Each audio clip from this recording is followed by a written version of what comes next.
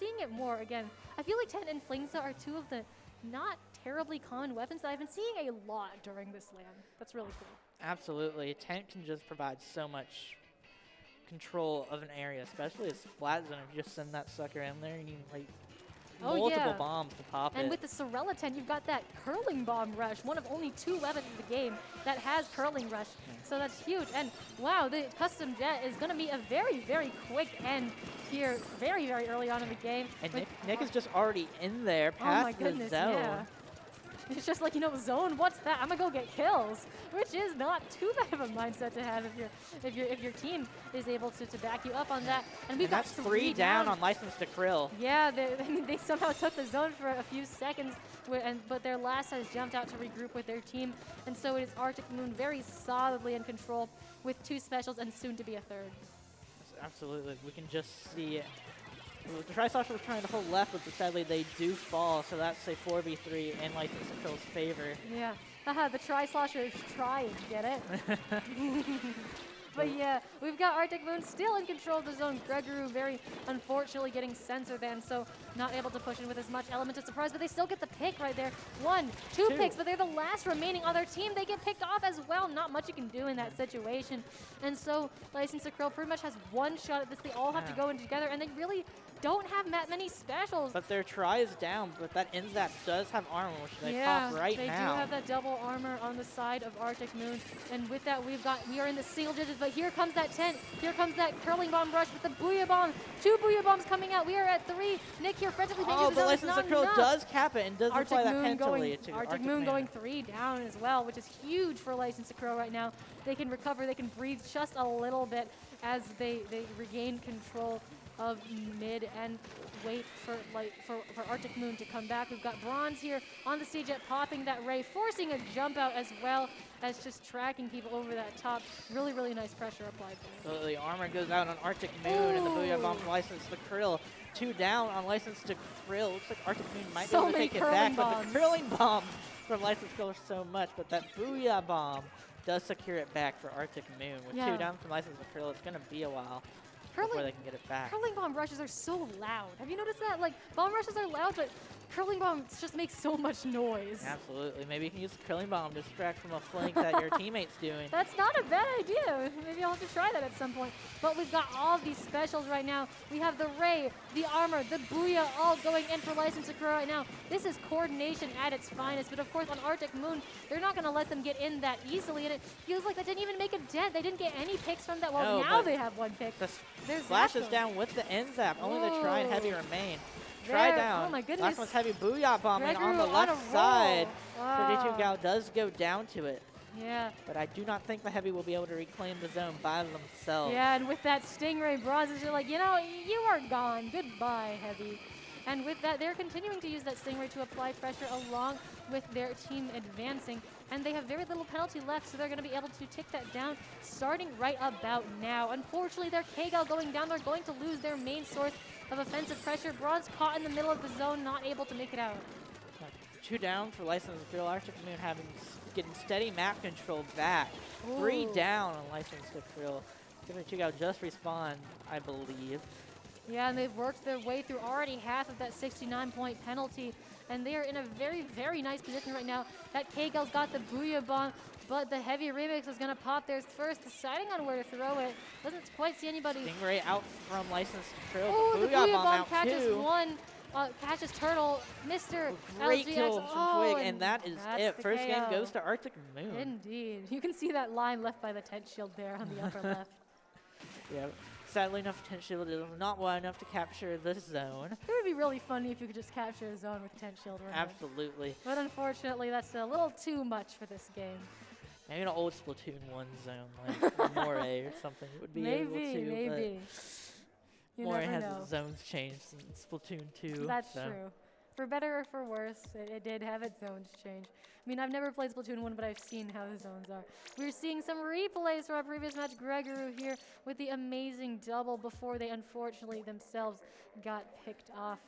I mean, just all of these picks that they were getting throughout the match, you saw this just huge aggressive potential, and that's why K-Gal's become just extremely popular now. Like, if you're close enough so you know the RNG is not going to mess you up, the speed at which K50, any 52 gal kills is just astounding. Yeah, I mean, it might even be faster than Sploosh, I believe it is tied for the fastest kill in the game. If you don't miss any shots, it's, I believe, 12 frames, which is tied with Carbon for the fastest. Yes, it's just... It's incredible.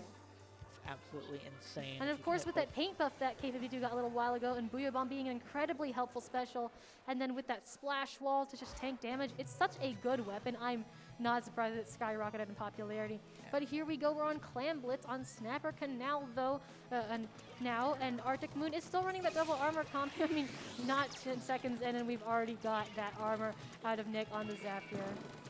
Nick going for a quick pick, Woo! and looks hey, like that rhymed. they got it. 3 of them, 3 rhymed. we got some Nick barely avoiding that suction bomb. Oh, that's a full and that's wipe. a full wipe on License to Oh. Krill. This is a great opportunity for Arctic Moon to get some clams, get ready to throw that sucker into the... And there we go. There you go. Quick holding the Booyah Bomb for any approaching License to Krill members. Yeah, basket's open. You can see Shinex there with those clams, and also ledge camping on that Tri-Slosher, doing such a good job of keeping the members of License to Krill back. And we've also got lots of clams coming in from Nick right here, able to just continue getting those in before they're under pressure by the tent, as well as the missiles, as well as the ray. And that's only okay, now 3 down on the side of Arctic Moon, but not before they get it all the way to 35. Yeah, just the absolute speed I've been seeing these pushes happen on this map mode from high-level teams is insane. Because usually when I play, there's like a minute of neutral before someone commits to a push. So just the split-second judgments of these players is astounding. Counter pushes at high level are they can be almost immediate. Like, you know, it's just amazing to me how you can recover from being pushed at, and then you just, I think I'm going to go put down 50 points in the enemy basket. And that's exactly what License to Krill is doing right now. They got that all the way to 68. Their Zap is down, Bronze down, unfortunately. Turtle there all on their own. Shinex, Nick gonna pounce on them, and that's the end of the push. 65, nice, but unfortunately not gonna hold up against that 35, so they've got to make another push in this next 3 minutes. That is definitely a good-sized dent in the lead, but it is still a lead nonetheless. Oh, definitely, but it is a start. Oh, that little pop-out not quite going in your favor. That's what happens when you rush a Nautilus, but at least it ended in a trade for him. Arctic Moon here, already on the offensive yet again. The 2 down on Arctic Moon, so they may be retreating for a little while their members come back, either by super jump or just swimming from spawn. So like the Nautilus is also down. Yeah, and Nick here. Getting a nice pick. I'm still going to laugh at how that rhymes. And maybe it's meant to be. It definitely is. They're going to go in here for the push. We've got the Booyah right on the basket. And that's a super jump, it looks like, and that's in. Only 18 remaining for Arctic Moon, but they do have 2 down. Let's also having 2 down, with 1 just respawning. Twix coming in, Twix trying to get rid of that power clam, and does successfully. Yeah, we got 1 clam in. They're so close. Triumph's gonna get 2 clams, and that's it. Yeah, that is it. We've just got another Clamblitz game ending in a KO. It's just the speed of Clamblitz. Oh my goodness. How this high level is. Yeah, so hard to keep again, up with. as a low-level player, sometimes it's just agonizingly slow, and you have 1 clam throw that wins the whole game. But here, it's a whole different story. Yeah. Giants with the 10 kills with the Tri-Slosher. Goodness. And I believe 7 armors total for that team. Just the ability to take another hit is just so useful. Well, that's where double armor gets you. And we are back on Rainmaker and Black Belly Skate. Oh, are we back? We are, unfortunately, or fortunately, depending on how you look at it, back. Okay. So, this is map mode. I just can't. I mean, personally, I play CJet, so I don't mind this map mode. No, it's just I I usually play Tetris, and just something about it and its dodge rolls do not like the ramps here that much. I can definitely see that's definitely fair, because it just stops your momentum, doesn't it? Yeah, just any in the flat areas where you can dodge the roller, like weirdly shaped sometimes, and it's just. I can definitely see why you wouldn't like it. Me, I sit back, I burst bomb people, I ray once in a while, or more like many times in a while, you know? Absolutely. It's a lot of fun, depending on how you look at it. But I'm very much expecting License to Krill Bronze to pull out that CJ. I'd be surprised if they didn't. Yep. Yeah, there it is. And I'm excited to see how that tent plays out, because that tent shield could be really helpful if they decide to push that wide right route, or even that left route. The half pipe tent coming through that could be really, really helpful for them. But like I was saying with Tetris, some of the geometry of this map is very weird, so that tent's gonna have to be careful about where they shoot the shield at. Oh, definitely. Bronze with the Stingray already, less than 30 seconds into the game. Yeah, that's what being a C-Jet gets you chip damage on other people as well. They're going to pick up the Rainmaker. Take it right. Choosing to take it, but unfortunately their tent is down, and so it's only the two of them. Ooh, very nice close range kills, but unfortunately just not quite enough to stand up to that 52 gal. And so it is now going to be Arctic Moon in possession of the Rainmaker. Looks like they're choosing to take it down this left half-pipe route. It gets them the lead. Black Belly is a very, very high-scoring map, as we have seen. And we see that Booyah Bomb thrown far, far out in front of the Rainmaker as well. Nick taking it to 32. Oh my goodness, we're not even a minute into this. But that is going to be 3 down on Arctic Moon. Twig somehow still alive here. That is the power of the K-52. They're on their own and still somehow making it work. Finally gets taken down, but it takes 2 to do that job. Absolutely. The CJ already got Ray again, waiting for that to pop out. Oh, goodness. Yeah, we've got 3 specials. And, ooh, it looks like the CJ goes down before we had a chance to pop that. But, yes, the missiles, both the missiles and the armor were able to be popped. Rainmaker's going to reset to mid. We've got 2 down now on Arctic Moon. Absolutely. Looks like License to Krill is going to try another push right now. 2 down, though, so I'm not sure how long this is going to last. Yeah, Ross with the Inkjet. Yeah, unfortunately, everybody just rounded on the Rainmaker carrier, and with their teammates going down, it was really hard for them. Absolutely. Arctic Moon with 2 specials online, ready to be popped at any moment. Armor's out. Double armor. Whoops. Oh, well. Armor does not stack in this game. Sometimes it just unfortunately doesn't be an stack. accident. That Ray just got a Booyah Bomb thrown at it and only at it. It's like, as a C-Jet player, I feel your pain when everybody pours all their resources into simply canceling. That's 3 down on Arctic Moon. It is 3 down indeed. Potential counter push for License to Krill if they can get some paint up on the map. Looks like they're going to choose to take it this right route again, which might be getting, I hope it doesn't get too predictable for them. That try, though, has been taken down. I really feel like it's the K-52 they got to worry about. You can see that tent shield's really helping them. Twig's all the way over there as well, so they can push it a little bit further. They've got the knot's gone. They've got to keep going to next. They're using the tent shield to take the lead. Just using the tent shield to get to the podium. Oh my god. That is exactly what I was talking about when I wanted to say how helpful tent shield is because it moves in a straight line. It shields from damage. If nobody has enough ink to throw bombs at you, well, you sometimes can just have a free ride, and that's exactly what happened for License to Krill to get that all the way to 14. Ronzi with a really nice long distance pick as well, and they're almost to yet another Ray. They'll likely try to deny Arctic Moon from picking that up by just sitting here with that in mid. Oh, you know what? Okay, Tri-Slosher knew that plan. Yeah. 14 is a fairly defensible lead on this map, but it is nowhere near safe, especially for a Black Belly. Oh yeah, as we've been saying, you're not safe till you KO. And that is likely going to be shown Giants jumping back to spawn. Yeah, likely to regroup with their teammates. You can see that they almost have that armor as well, especially with the passive special game. Passive special game, you know, it's really small, but it's definitely noticeable. And with all of these special getting popped, I mean, hope that Rainmaker is still sitting in that position. Everyone in Arctic Moon swarming around it. 2 down now in License to Krill, and it is finally going to reset. Back to the center. Looks like 1 down on each team. I do believe License to Krill coming back from spawn, though, so Arctic Moon does get the pop.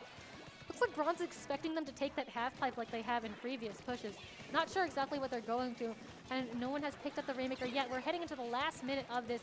Bronze all the way back here, knowing that they have that Ray, can do what they want with it. Gregory, unfortunately, just caught out on their own. That tent there. There's the Ray. Yeah, Ray takes out the Rainmaker, and Turtle here with the hammer. Very, very nice out of Turtle. They unfortunately get canceled. And that's going to be 3 down. This is exactly what Arctic Moon needs right now. Absolutely. You can see Ross here on that Inkjet, holding back the members of License to Krill while that Rainmaker in mid is going to get picked up by Nick, who's going to run it forward. They've got everything.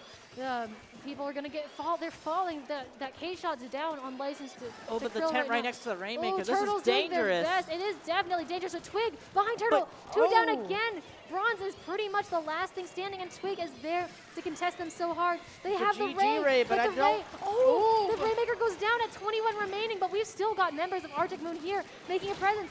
Ross goes down. They take the Raymaker. They take the lead. That's the game. That's it. That's the game. That's the set. That's the set right there. Krill held on to that lead, but unfortunately, Arctic Moon able to clutch that up, and we've got another 3-0 set that was not at all easy. Man, that just, wow. I'm just gonna show that to anyone who asks about Rainmaker Black Belly, because that just shows. Yeah, it really does. It's just the skill of these teams too on these maps is just amazing. Even if it was a 3-0, both teams did amazingly well, and very close games, especially that last one. Oh yeah. And it was just, props to the teams who won, going on to winners, and hopefully some of the losing teams can make a comeback in losers. Oh yeah, we do have losers bracket, so I'm very excited to see that that's going to be up next, I believe. And yeah, it's just, I believe we have some replays coming our way that we can view, some highlights of the match, so that's exciting. Oh, this match definitely deserves replays. Yes, some of those specials were quite a many. Okay. Yep. We've received word that we're going to be getting highlights for the entire set as well very shortly, and this was just a great set. Here we are now. We saw this highlight earlier with Gregory's picks on in this very hard situation for them, literally uphill. And then the 1-2 kill on Twig right there. You can barely see them. Yeah, the try just leaps up out of nowhere, and Gregory's like, you know what, I don't think so. No, thank you. Here we've got super jump clam. Yeah, the super jump into what became the knockout for Arctic Moon. You know, you can see them trying, or not knockout, excuse me, the super jump into 18, or was it? No, it was the knockout, wasn't it? Twig throwing some clams in, and then Shinex finishing it off. Yeah, that was the win for them. And then here we have License to Krill going in and using that tent shield, like I was talking about. Turtle there is following the shield, as well as the Rainmaker carry, who just manages to stay in front of it for just long enough to get that all the way to 14. Yeah, absolutely amazing plays by this team. And then we have this one where, boom, hammer comes out just like that. Surprise hammers. If you're not expecting it, if you don't see the glowing icon at the top knowing that they have a hammer and then it's a hammer weapon, it can be very surprising, to say the least. And then, of course, we have this very tense ending here. Arctic Moon doing everything they can. That Stingray there taking the Rainmaker, but Gregory just not able to get the pick on Roz, who manages to pop. Does get taken out, but whoever at Arctic Moon was still up there was able to pick it up, and that was the lead. Yeah, absolutely. Just, these were 3 great sets. It's just, and I believe moving on to I believe top 16 losers is going to be some great games as well. It definitely will be. It's just, I know I keep saying it, but just the skill of these teams are just astounding. It's just, yeah, as a low-level player myself, every time I see something like this, it blows my mind. Like, I understand that it's just habit for these teams, but how do you do this? Yeah, just thousands upon thousands of hours of practice and training and scrims and league and tournaments and just... Because the amount of work put into this to get here, to be here at this moment, by everybody here is astounding to me. Just amazing. I know. All right, we've got our next map list for losers. Losers round 2 up here. License to Krill versus Crayons. So we will be seeing License to Krill again. Yes. Very excited. License to Krill tried their best with, I can't remember what exact team they put off the top of my head, but I do remember seeing them. And Arctic Moon. Arctic Moon, yes, thank you. And just gave it all and definitely deserve another shot. And we can see what they can bring to the table. Yeah, definitely. Again, yeah, it was a great set, even though it was our other 3-0s?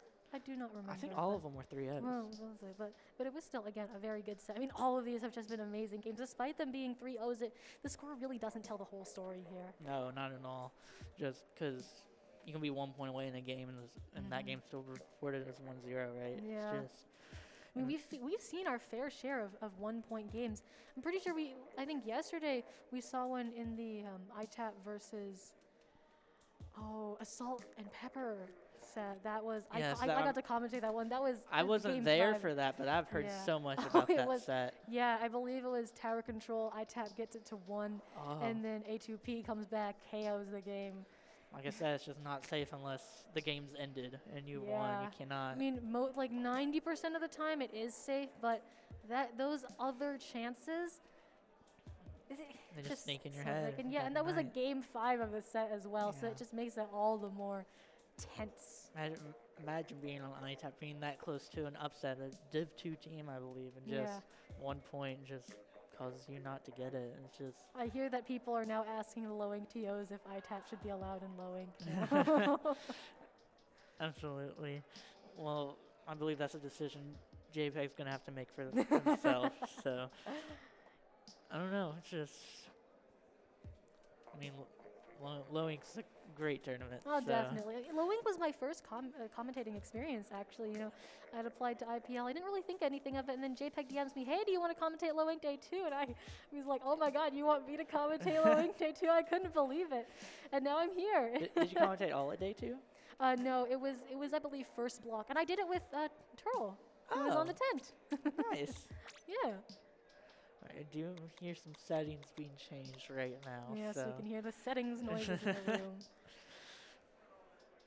But yeah, it's just it's a great team. So, do we know anything about crayons?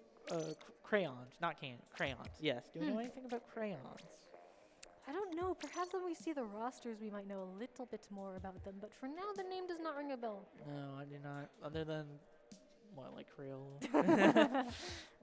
Just it'll be nice to see.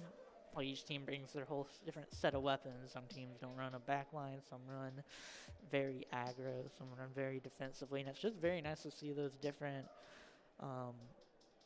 play styles to be compared between teams. Oh, and definitely. Just see which one comes out on top.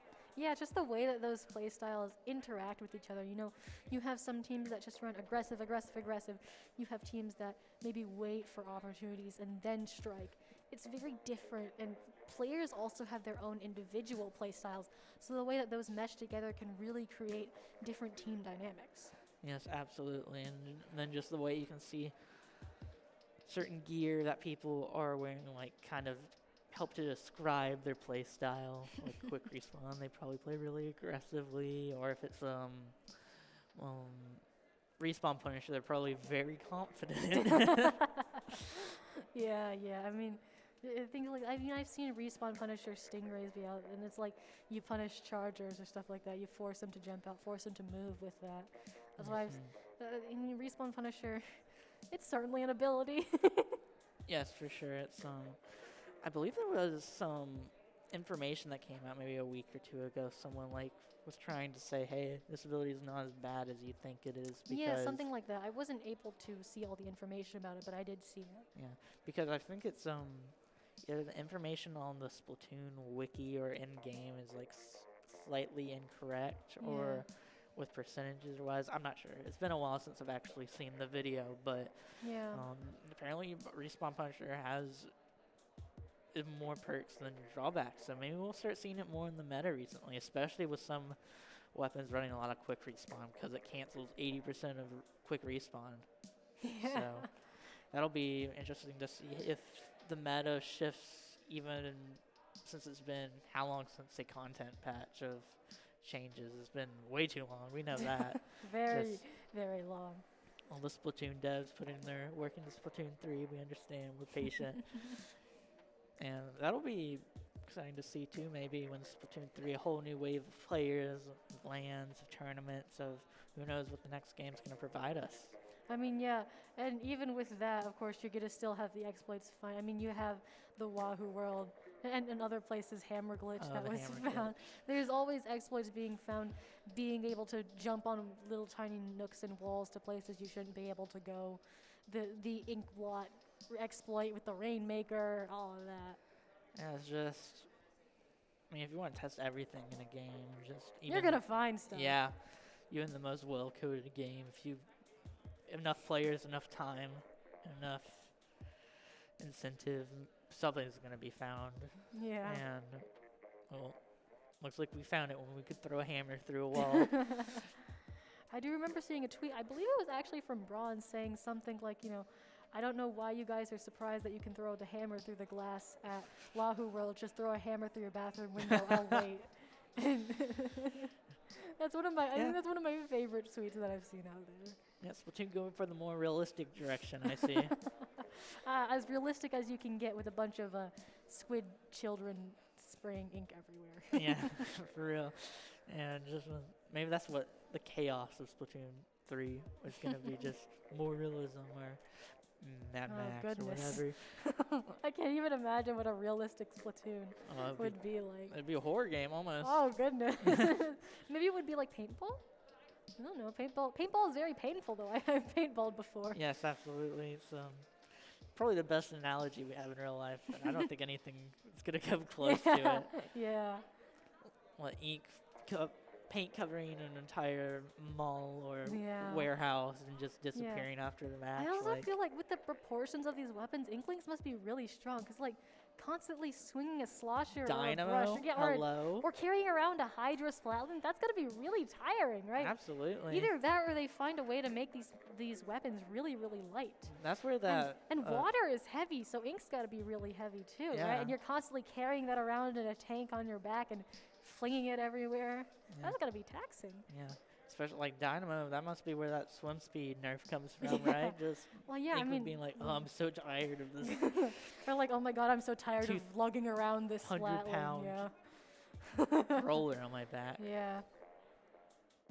And then you have, you know, the zaps or the splashes that look like they're made maybe out of plastic or some other really light, you know, and those look like they'd be really easy to carry around, and that's why they're easier. Yeah, I know this, like the splat series, like Splatter Shot, Splat Dolly, Splat Roller, those all look like they're made out of plastic and modeled maybe after like some water guns like in the real life, which I've liked that too. About a lot of the weapons are modeled after like real life. Oh yeah. Weapons, I mean, like maybe found after the